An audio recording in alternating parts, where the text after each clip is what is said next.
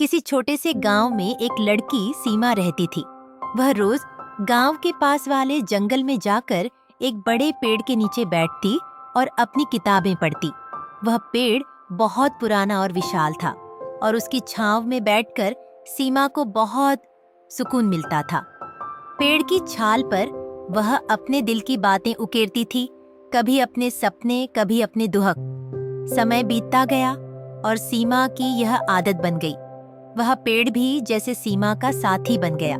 एक दिन सीमा ने पेड़ से कहा, काश तुम बोल सकते तो मैं तुमसे अपने सारे राज कह देती। पेड़ की पत्तियां धीरे धीरे हिलीं, जैसे वह कुछ कहना चाहता हो, पर सीमा ने इसे हवा का झोंका समझा और मुस्कुराकर चली गई।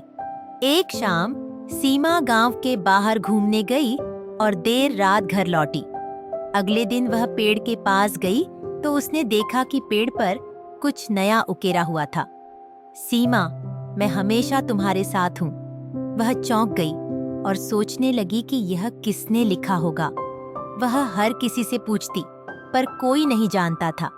फिर एक दिन सीमा ने सुना कि गांव के बुजुर्ग बताते हैं कि यह पेड़ गांव का रक्षक है। जो कोई इसे दिल से पुकारता है, उसकी रक्षा करता है।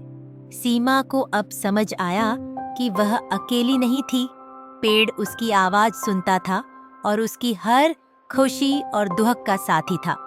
लेकिन असली मोड़ तब आया जब एक तूफानी रात में गांव के लोग पेड़ के नीचे आकर पनाह लेने लगे। सभी सुरक्षित रहे, सिवाय उस पेड़ के जो टूटकर गिर गया। सुबह जब सीमा वहां पहुंची तो उसने देखा कि पेड़ की गिरने वाली शाखा से उसका नाम उकेरा हुआ था। आखिरी बार सीमा समझ गई कि वह पेड़ केवल एक पेड़ नहीं था, बल्कि उसका असली संरक्षक था, जिसने अपनी जान देकर उसकी और गांव की रक्षा की।